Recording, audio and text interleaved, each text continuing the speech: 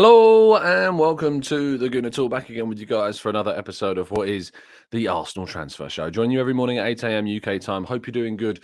Hope you're doing well. Thank you as always for making us a part of your morning routines. It is very much appreciated. And I hope you've had a really good week so far and that you're ready for a weekend of some football. There's a cup going on. It does affect Arsenal because if Manchester City indeed do win their game in the FA Cup final against Manchester United, Arsenal will be involved in the Community Shield, which takes place in the first weekend before the new season starts. So that's something to think about. I don't really want Manchester United winning anyway, so there's a double benefit. Frustratingly, we will have to get behind Man City, I suppose, and hope that Man City can stop Manchester United from having probably a better season than Arsenal if they were to pick up 2 trophies, let's be honest. The Carabao Cup is not necessarily the same for me in terms of, I wouldn't trade Man United's season for Arsenal's if they didn't win the FA Cup. If they did win the FA Cup, it's difficult to say that 2 trophies in a campaign isn't obviously a very, very good season because it is, especially if you beat City in the final. So City to win the FA Cup tomorrow, please. Good morning to those joining us live in the chat box today. Thank you so much for doing so. Peter, or PJ rather. Johnny, good morning to you, to Blackshine, to Olu, to Paul, to Steve, Kaiser, Morgie, Marcus, Sessan, Wilson, Martin, Morgie, Temi. We've got NSW Wellness with Wallace, Stevie, Steve Field. We've got Stephen, Amira, Steve, Granddaddy Gooner, Mr. SNLO, Carlton, Dave, Lars, Blackshine. Plenty more of you guys as well. Thank you so much. As always, really appreciate everybody that always does indeed tune in and drops a like on the video. It takes you 1 second. Just press it right now. Do it this second. Just press that button. That's all you need to do. I need to get one of those GIFs that Sophie's got. Not a Vinny, because that would be copyright, obviously, but I need like a button where I can just press it. But yes, let's crack on with today's news. First of all, Christopher says, Tom, when is the game at Molineux today? Am I playing? I'm not playing. I've made the decision to not play. Reason being is I'm injured, and it sucks because I was really looking forward to playing at Molineux today. And I wish the best of luck to everybody that's involved in the charity match, but I can't commit to a 7-hour round trip, especially depending on the traffic today. It was even more than that. I was looking at 9 hours when I am feeling utterly broken. My groin in particular is not in a good place, and I would have been absolutely no help at all and probably done myself some damage. So I've taken the difficult but very Arsenal decision to take myself away, and I am certainly, yes, Christopher, injury prone, as they say, which is a shame, but it is going to give me time today to edit the footage from the Emirates on Wednesday, so I'm hoping to release all of the Emirates footage this afternoon / evening in a kind of a video altogether. So yeah, hopefully I can get that to you guys today, if indeed I get through all the editing of it. But let's crack on with today's stories. First of all, yesterday we recorded our Ivan Fresneda tactical breakdown show. I was joined by Curran from Ball Over Passion to talk about the Spanish fullback who has been linked quite significantly with Arsenal. We found out all about who he is as a player, what his strengths are, his weaknesses, how he compares to the likes of Joao Cancelo, Timothy Castagna, Ben White. So if you've not yet given that a watch, please do. If you listen to these shows on audio platforms, just be aware that the tactical breakdown shows are YouTube only because there's a lot of visual stuff going on. I always like to remind you of that. So do make sure you hop over to the YouTube channel. Make sure you're subscribed on YouTube as well. And of course, also get involved. I'm just seeing in the chat box the Tom Iyasu. Yes, I am Tom Iyasu. I am as injury prone as that man. And, we share so much in common, like footballing ability. Balogun and Aston Trusty have been called up for the US men's national team. This is, of course, the first time that Balogun has indeed been called up, which is fantastic. Matt Turner also involved as well. He'll be the US men's national team starting goalkeeper as well. We've got the CONCACAF Nations League training camp roster, but Balogun's involved in that. There's obviously the likes of Christian Pulisic, Tim Weah, people that we're expecting to see, as always, Sergino Dest. We've got Luca De La Torre. We've got Weston McKennie, Yunus Musa. No Tyler Adams. No Brendan Aronson from the looks of things either. Oh, no, he is there. Sorry, he's amongst the forwards. But no Tyler Adams. He's still injured. But I was looking for him in the midfielders. So I don't know why he's down as a forward. Very strange.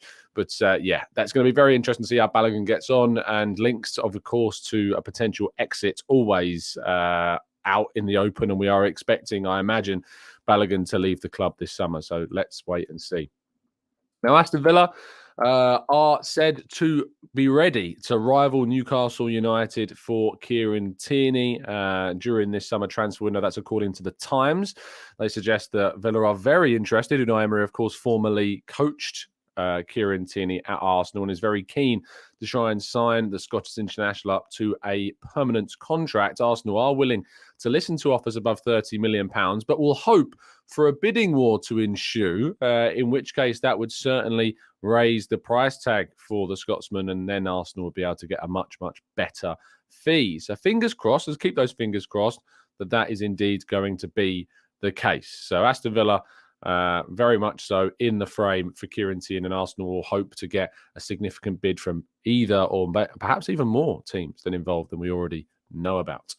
Now, Joao Cancelo, according to Maximilian Koch, who is a German football journalist specializing in Bayern Munich, has said that he does not want to stay in England. Instead, Joao Cancelo wants to move abroad somewhere. We talked yesterday on the Tactical Breakdown show about how Real Madrid, of course, look to be the most obvious destination for Joao Cancelo. They do need a fullback to be added to the squad this summer with, Camavinga playing a lot at left back this season. They could do with a Cancelo who can play on either side and add so much depth and quality to that team. But if Arsenal are interested, it doesn't seem like they're going to get lucky in this case, because it seems that Cancelo does not want to remain in the Premier League, and instead will be looking for a move as he moves into the twilight years of his career elsewhere, with Real Madrid, I think, an obvious candidate. Now, according to David Ornstein, Marco Asensio has been linked with Arsenal relatively significantly, is set to join PSG this summer. Now, I think that this deal in particular is probably one of the biggest ITK exposure stories that we've seen. If you are following a number of ITK accounts on social media, a number of them have claimed that Arsenal have been in talks with Asensio. Whilst Arsenal have had interest in Asensio, as far as I've been aware, it's not really gone too much past that. And so the deal that has now supposedly been done, according to the very accurate and reliable David Ornstein, I think has exposed a lot of suggestions that Arsenal were in talks when, in fact, there weren't talks going on at all, to the best of my knowledge. Asensio now set to join PSG this summer, and I just hope that this isn't a Julian Draxler type deal for PSG or a Hesse deal, or I'm trying to think of another example. Just players that have gone to PSG, been depth for that front three, and never really. Sarabia, another one. I really hope it turns out a lot better than the previous iterations of Spanish players going to PSG, which hasn't necessarily worked out anywhere near as successfully as they'd like. Now, moving into our penultimate story, Arsenal is said to be in the driving seats for Declan Rice. Claret and Hugh, who are a well-connected West Ham website looking at lots of different avenues to do with West Ham, have reported that sources on their end claim that Arsenal indeed are very much leading the race, and that it's unlikely that Chelsea would say rival them. Maurizio Pochettino not that keen, it seems. The two teams that would be a problem, it seems, at this moment in time would be Manchester United or Manchester City if both of them were to come in for the player. Bayern Munich not said to be too much of a problem. We talked about that in yesterday's show. Declan Rice's priority is to stay in England, and Arsenal will hope to take advantage of that. We will, I imagine, continue to get these little tidbits of stories around Declan Rice until the end of kind of the Conference League final, and that's when we'll really start to see the stories surrounding Declan Rice increase significantly, because we know as soon as that Conference League final is done, Arsenal are going to move aggressively and hope to sign Declan Rice relatively quickly. So we can hope that this happens, but until then, we're going to have to make do of, I think, these stories continuously speculating around Rice's future, but nothing is going to be decided until after that Conference League final next week. Chelsea, meanwhile, in our headline story, are said to look to attack the Caicedo situation in the next few days, says Fabrizio Romano, despite their interest in Manuel Ugarte of Sporting Lisbon, who is also of big interest to a number of clubs on the continent, including PSG, also Liverpool interested in the Uruguayan midfielder. It is said that Chelsea will indeed move for Moises Caicedo. So if Arsenal do want to get their Ecuadorian starlet through the doors this summer, it seems they're going to have to make a move relatively quickly. Now, whilst they can't move for Declan Rice at this moment in time because of the Conference League final. There isn't anything necessarily stopping them from moving for Caicedo. Depending on the player situation, if his agents are open to talks right now, he could be on holiday after the end of the season. We'll have to wait and see. What I would say is that we're about to see a very interesting turn of events this summer with Brighton. Brighton, as we know, said were supposedly insulted by Arsenal's bids in January, and yet have themselves just had a bid of £30 million for Levi Colwill rejected by Chelsea. So getting a taste of their own medicine are Brighton, who are not aware of what Chelsea would be looking to get for Levi Colwill. So let's wait and see what happens there and through the rest of the window regarding Brighton. A side that I really used to like, but it's just things have happened. I'm not the biggest fan of Brighton anymore. That have just led to that, which is a real shame. But individuals around that club have made it a little bit trickier to enjoy what they've done as a club. Let's say that. Anyway, that completes part one. Let's move to part two and your questions right after this.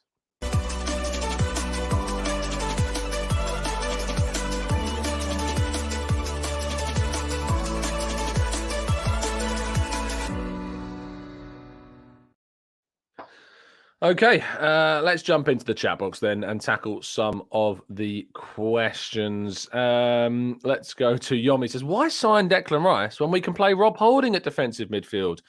Oh, Yomi. Very, very good indeed. Jashar, says, Tom, now Arsenal have Champions League and have raised expectations. Do you really think KSE will support Mikel Arteta and Edu and do what is really needed? I think the transfer work needed is too much to compete on four fronts. I think that the expectation that Arsenal will compete on four fronts next season is fanciful. For me, Arsenal should be looking to compete on three, the league, the Champions League and the FA Cup. The League Cup, to me, I'm genuine. I've really become quite disillusioned with the League Cup. I know that it's very easy for people to jump on your back about that and say it's a piece of silverware. You know, you can't disregard it. But at the end of the day, if sacrificing one of those three fronts means that Arsenal can progress further in the Premier League, can be better in those other two cup competitions, it's so worth it. And honestly, it's an opportunity to play the kids in the League Cup. I think that it's absolutely the area where I'll be using the likes of Lino Souza, Ethan Nwaneri, Mario Koja-Dubry, giving them opportunities to play in that tournament because it's just become so commercialised. And I get the idea of winning that tournament early in the season gives you a bit of a boost moving forwards. But it's just not a tournament that I necessarily am that wildly keen on. Like, I'd rather qualify for the Champions League than win the League Cup, personally. Make of that what you will. But the other three competitions, we need to make sure, Jashar, that we're adding about 5 or 6 players of good quality this summer so that we have enough to compete in the FA Cup, in the league, and in the Champions League as well. Magashinho says, Fab and Orni have linked us to attacking 8s as well as Rice. Are we sure that we want Caicedo? I see us getting Rice and Maddison instead. As far as I'm aware, that yes, Arsenal want both Rice and Caicedo. Whether they're able to do that, we'll have to wait and see. But it's going to be very, very difficult for Arsenal to afford both of those and then move for Maddison and then move for a fullback and then move for another player. It's going to be tricky. A left back potentially too. So let's wait and see. But yes, they do want both, Maxinho. So let's see if indeed they're able to get them. William says, Tom, it was nice to meet you at the Tollington after the last game. 8 a.m. in London is better than 2 a.m. in Texas. I can imagine it is, William. It was an absolute pleasure to meet you too, my friend. And I hope you enjoyed your stay and your trip to London. Balaj says, why would Caicedo want to go to Chelsea? He's already in Europe with Brighton and should aim higher, and moving to a club like Chelsea is a football downgrade. What are your thoughts? Money talks in football, I'm afraid. And if they're willing to offer him a significant amount of money, he may be willing to take that. I agree, however, that he should be aiming higher in terms of team playing in the Champions League, and Arsenal certainly are that. He's a big fan of Arsenal. He likes Arsenal. He'd be willing to move to Arsenal if Arsenal can come up with the right amount of money that Brighton would be willing to accept. Let's go to Darren says, Tom, Bowie versus Fresneda. Who's your choice and why? I honestly like both players a lot, Darren, and I would be very happy to see either of those two players end up at Arsenal as the fullback signing this summer. I lean a little bit more towards Bowie at the moment, and that's not to say that I don't want Fresneda and, you know, the whole pancakes and waffles analogy coming out again. Just because you say you like waffles doesn't mean you don't like pancakes. I like both. They're great. You know, I probably need less pancakes in my life, to be honest, especially based upon how I feel after playing at the Emirates on Wednesday. But In terms of Sacha Bowie, I think I lean more towards him because he offers a little bit more in the final third. He's more refined in the final third. His pace is really good. Defensively, he's still really good. And, he's really rated in a sense of like he's being called up for the under-21s France squad for the Euros this summer. The only player outside of Europe's top 5 leagues to make that squad. Very highly rated. I think he's showing some really good promise. But if it was to be Fresneda, I'd be very happy with Fresneda as well. I think either of those two players would be very good options for Arsenal. Ian says, should questions be asked of Edu if we miss out on Rice, as that is another primary target that we would have missed out on? I've said, Ian, that I think if Arsenal miss out on Rice and Caicedo, I personally would be asking some questions, because Arsenal can't be expected to compete in the Champions League, compete in the Premier League, if we are unable to get our primary targets. Arsenal are the most attractive as a club that they have ever been in the last 20-odd years. Since we last won the league is probably the last time we were the most attractive we've been. I think we're more attractive as a club now than when we got to the Champions League final in 2006. I think as a club, we are more attractive because if you think about that 2006 period, we just lost Vieira in 2005. A year later, Thierry Henry left after that disappointment in Paris. We were moving away from being at the top. We were already kind of scrapping in the top 4 and we weren't competing for the title anymore, but we got to that Champions League final. But now Arsenal are on the up. We're back in the Champions League. We competed for a title last season. Arsenal, for me, are the most attractive they've ever been, and we have to exploit that to our benefit. And if Edu can't get in those primary targets, I think fair enough, questions will be rightly asked. Let's go to Drew says, does the repeated recycling of the Declan Rice news irritate just me, or is it everyone else as well? Drew, I think you're going to be in for a long summer, my friend, because the news is going to be recycled and re-talked about. And obviously, we on the Arsenal News Show are going to be talking about all these links and continue talking about the links that are coming up. I try and sift through them as much as I can to bring you as much kind of streamlined as possible. I don't always talk about all the stories because some of them I have question marks about until I get some greater feeling about them. But prepare for a long summer is what I'd say to you, Drew. Guaranteed Gains says, I need some of them. Finally made a live show, Tom. Do you think Emile Smith-Rowe has a big future at Arsenal? The club want to keep him. And if he can fulfill his potential, then absolutely he can have a big future at Arsenal. It's just about whether or not he can get the minutes to unlock that potential. And right now, that's going to be a very, very, very big challenge. Ben Nick's also asking about that Bowie Fresneda question as well. Let's go to Matt G. Says, just a thought. Do you think that you would be happier about our season overall if we were in a top 4 race all season and secured it on the final day instead of just missing out on winning? I don't know. I really enjoyed our season. I have an element of disappointment because of how it ended and because of what happened at the end and because of what the promise of a potential league title brought to us. However, I feel as though I reflect upon the season. The day after the season finished, would I have felt better about securing top 4 on the final day than I felt about a nothing game against Wolves and how I felt? Yes, probably. The day I felt after Nottingham Forest, for instance, compared to the day after securing top 4, I probably would have felt better in the top 4 scenario. However, in reflection, where I sit now and I look back on that season, I'm far more happier about our season because I know what this team is now capable of. I know what this manager is capable of achieving with a very young squad. And I know that if we add the players that we need to add, this team has got great potential. If you were looking at adding Rice, adding Caicedo, adding these players to a team that had just got 4th place, for instance, on the final day, I'd be saying next season we need to try and make a push. We were looking at establishing ourselves in the top 4. We need to try and make sure that we're well inside the top 4 and progressing towards our goals of being a title challenger again. But we're a title challenger now because of the season that we had.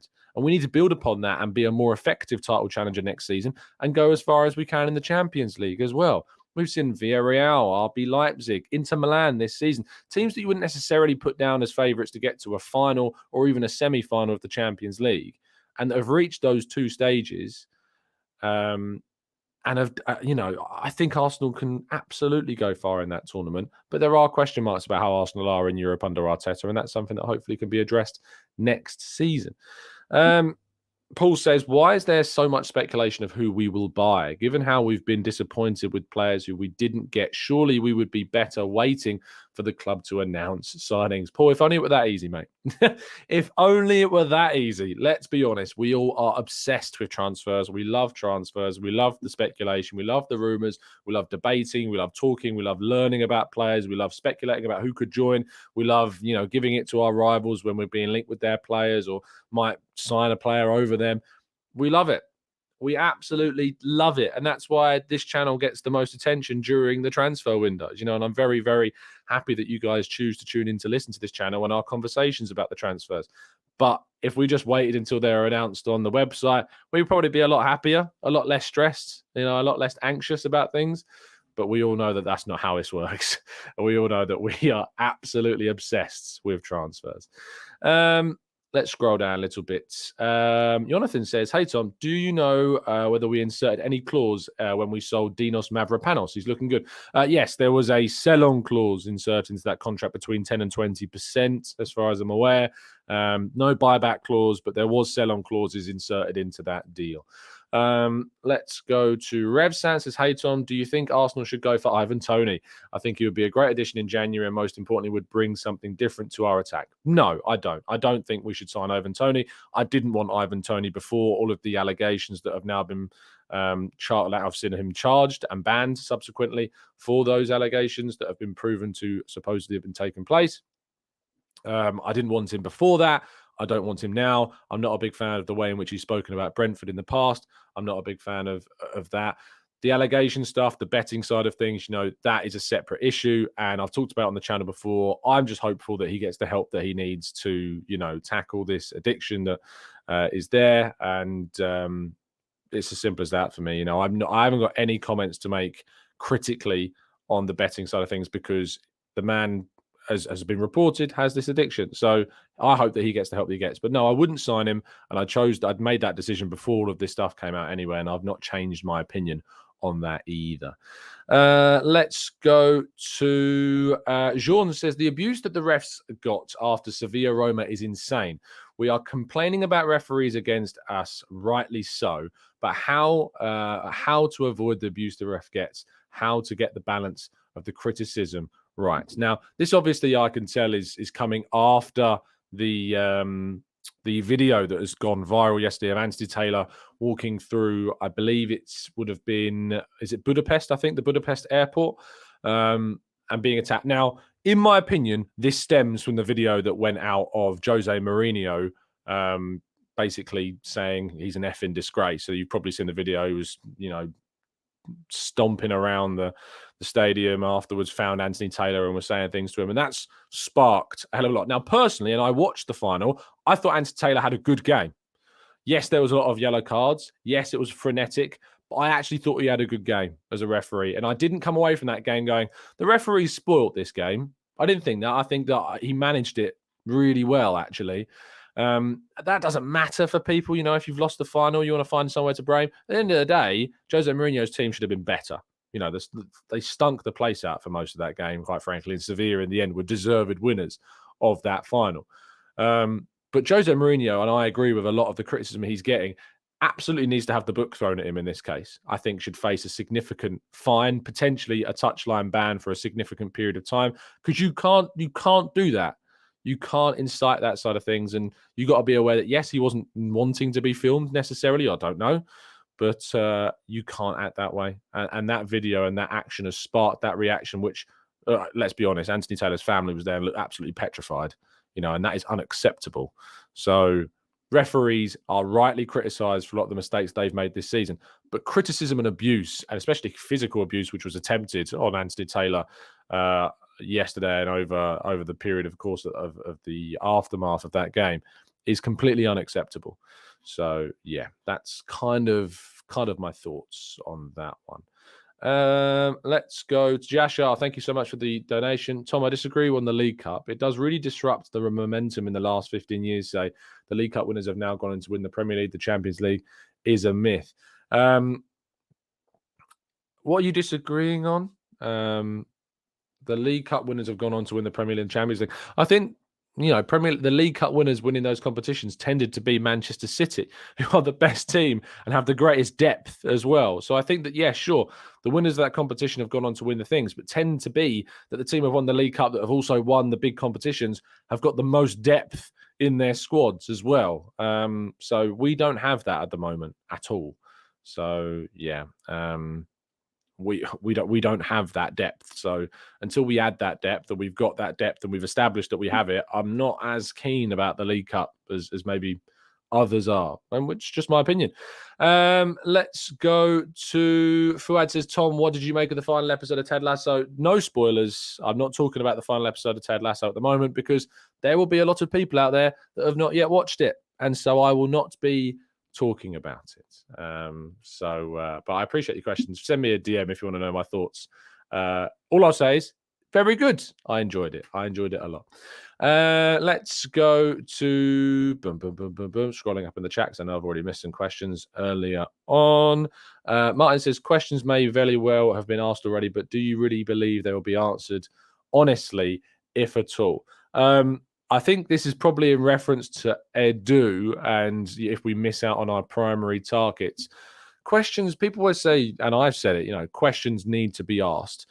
What that means is anyone's guess. What does it mean to say questions need to be asked? If Edu misses out on Declan Rice and Moises Caicedo and we end up getting another really good central midfielder, at the end of the day, we'll analyse the window at the end and say, did we get the players, the positions that we needed? Did we add the depth that we wanted? And if the answer to that is yes, then we've had a successful window. If we end up missing out on a midfielder, missing out on a fullback, missing out on a replacement for Kieran Tierney, missing out on a creative midfielder potentially, missing out maybe on a forward, depending on who leaves, then it's an absolute failure of a window. And so the questions that we'll ask is, Edu the right man to lead us forwards? Do I think he should be sacked? I won't know until we get to that point, where he's either failed in the window or we've succeeded in the window. And then you have to find out why we failed. Why didn't we get those players? Why wasn't the money available? Why did we choose not to go for them, etc., etc.? We can't do anything until that happens. It's not about making excuses. And honestly, the word excuses is just one of the most overblown, overused, hater-type words these days. But at the end of the day, we will wait until the end of the window and we will assess what we've done. I'm hopeful that we get the players in that we want, and we've certainly put in the work before the window's open to try and do that. So let's wait and see what happens. Let's go to Melin says, Pepe is a better footballer than Fabio Vieira. Well, he's a lot older than Fabio Vieira, to be fair, and he's been playing football a lot longer than him at the top level, a lot longer. But there's all the chance in the world that by the time Fabio Vieira reaches Pepe's age, he will be better than him. Olu says, hey, Tom, for next season, I prefer the League Cup. It's easier to win and gets wrapped up quickly. Going far shouldn't affect the end of season schedule. It may not affect the end of season schedule, but it might affect your hopes in the Champions League group for the early stages of the knockouts and potentially your Premier League form in the mid-season, especially with the Christmas schedule as well. Let's go to Gunarola. Says, thoughts on Livramento as a right back. Also, it's interesting that Brighton journalists aren't online insulting the club/fans for a derisory Colville offer. Look, I know a lot of people got very wound up by some of the reporting that went on around Caicedo, and that's fair enough. You're completely entitled to get wound up. I'd be lying if I said I wasn't also a little bit bothered about it as well. But I kind of move on at the end of the day. I don't need to apply as much energy in my life to being upset about it. On Livramento, he's been out injured for a very long time. He's a talented player, but he's been out injured for a very long time. And it's very difficult to commit an amount of money and an investment in a player that has been out for that long without knowing how they might come back from that injury. So let's wait and see. And let's see, indeed. Elger says, I actually disagree on that assertion regarding Vieira. I don't think that Vieira, based on this season performance, will even reach half of the capabilities Pepper had in his first season at Arsenal. LJ, I'm going basically on what I saw at Porto. A player that got over 20 league goal contributions and had a fantastic campaign. That's what I'm basing it on. And I think he's got the potential to be better than what Pepper had for us. But he's got to apply it next season. It's a one more season and that's it. It's the last chance that he gets. Let's go to Andrew. Says, hey Tom, if we can raise 300 million, we can get Victor Osimhen and Victor Erasmus Højlund, plus Diaby and Cancelo, and keep our players apart from Rob Holding. Raise 300 million quid. Wow. I mean, I don't think we're going to make that much money. I think we might get around 100 million pounds maybe this summer from player sales to add to what we were going to spend. But Rice and Caicedo are getting close to 200 million if you're going to sign them. I think we need to add a right back that's going to probably cost you around 20 to 25 million pounds, be that Bowie or Fresneda. I think you're then looking to add a creative midfielder that could cost you around 40 to 50 million pounds. So then you're looking at you're over 250 already. And we potentially need to look at a left back. I'd sign Guerrero on a free personally. Because it saves you money. And then I still think we need a forward, and a centre forward at that. So that's more money. It starts to add up very quickly indeed, and I'm just not sure that I can see that happening. Let's go to Franklin Goodwin. Says that Pepe and Fabio comparison was a bit weird considering they don't even play in the same position. True, but I still think you could talk about player potential and their potential impact on teams, even though they don't play in the same area of the squad. Rev San says, Tom, what are your thoughts on the Turkish youngster of Arda Güler? He looks like a real talent. He's only 18. Club like him, as far as I'm aware, the club do have an interest and have some for some time, but I don't know if they're going to move on that interest. We'll have to wait and see, but certainly is a talented player. And the thing is, when you add a player like that, you're going, where is he going to get the minutes to develop at a very critical age? Is it worth sending him out on loan immediately to get minutes at that age straight away? It's really difficult. When you sign teenagers, they either have to be as good as like Jude Bellingham now to get into the team and play regularly, or then you're starting to think about, do I need to loan them out? Because it's such an important age bracket where they need to play regularly to get the minutes to develop in that critical period. If you sign someone of that age, are they going to get that time? And you can say that same about Fresneda, who's still only 19. Is he going to get enough minutes at right back if we sign him to develop, to get better? I think that he is, based upon the number of games we're going to have, but still, there's always that question mark, isn't there, about how you develop, how you give enough time to players of that type of age in a period of time where they need to be playing. Dersh says Kroenke's Nuggets win the first NBA game. All their teams are winning championships. So Arsenal, their biggest team, surely will have the support to be pushed further. You would hope so. I don't think anyone can kind of question KSE's motives around their sports franchises and wanting them to win, because they are all doing that. So let's hope that Arsenal can be the next one. Marcus says, realistically, who could we use as part of a swap with West Ham for Declan Rice? Genuinely saw somewhere that they wanted Tavares. Yeah, I saw that as well. I don't think it's going to take much money off the price of Declan Rice, unfortunately. But, if you're able to get some money in that deal, I think Balogun potentially is there as well. Strikers is something they need to look at, because Scamacca's not. I don't know if you saw Michael Antonio's comments on Gianluca Scamacca. I thought they were quite odd. Odd for a player that's still going to be at the club next season. Surprised he made such kind of critical comments, if you like, about David Moyes, effectively saying that David Moyes can't get the best out of Scamacca, or alternatively that Scamacca can't adapt to the way that David Moyes wants to play. And I found that a bit strange. I mean, he's buzzing, he's playing games, he's getting in there over Scamacca. Don't get me wrong, Scamacca, as Michael Antonio says, is a quality player. And I saw plenty of him from last season when we were looking at him as a potential Arsenal target.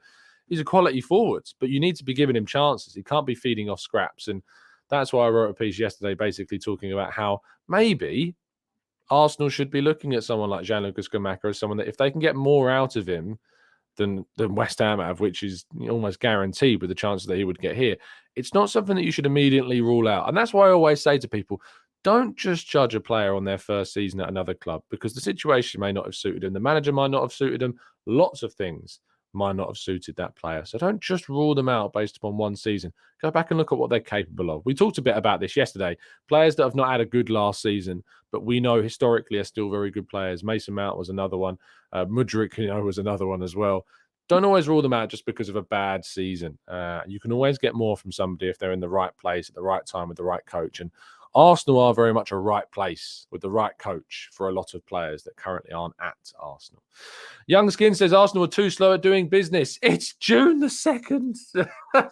It's June 2nd, people. Are we really going to do this? Is this another summer of this? Do you remember when I said to you guys, I was like, just honestly, in July, we'll have our primary targets done. Striker will be done, the left back will be done, and look what happened. We got Jesus in before our second friendly. We got Zinchenko in before we finished our US tour.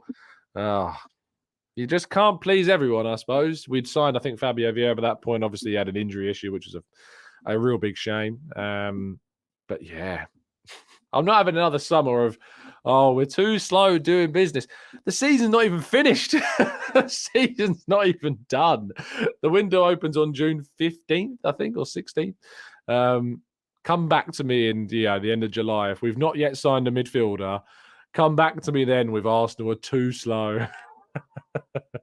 Freddie says, Tom, it's because people want content and something new every day. So each day it seems like it's long and we're moving very slowly. I get that. And I've talked about that on the channel. You know, if you watch this show every day, and I thank you for it, and I encourage you to do so, you have to do it with the pinch of salt that talking about transfers every day is going to make it seem like things are going a bit slower than they are, because your perception and your understanding and the context of watching and learning about transfers is so daily that it makes you think they're moving quite slowly. But actually, it's not slow. It's not slow at all. The window's not open. The season's not finished. I'm hopeful that we'll get the players in as quick as we can. I think Arsenal want to get players in as early as they can, and I'm hopeful that we will, in fact, try to do that. Love it. Thank you so much, everybody, for tuning in. Very much appreciate your time, as always. Before you go, please do drop a like on the video. Raise your standards regarding liking the video. That would be very much appreciated. As I said, I'm not going to Wolves today anymore because I'm Tommy Asu, basically. I'm too injury prone. But I'm going to spend some time today looking at trying to edit together all the footage from the Emirates so I can try and get that video out for you. It's going to take a significant amount of time. Video editing is very much new to me, but hopefully I can get you a video out on the footage from the Emirates by the end of the day is what I'm going to target, but no promises, but we'll see how it goes. Thank you, everybody, for listening. Really appreciate everything and everybody for tuning in. I'll be back tomorrow morning at 8 a.m. once again, giving you all the latest information on Arsenal's transfer news from the previous 24 hours to make you feel like the window is going at a snail's pace. Enjoy your Friday. Enjoy your weekend as well. See you soon. And as always, up the Arsenal.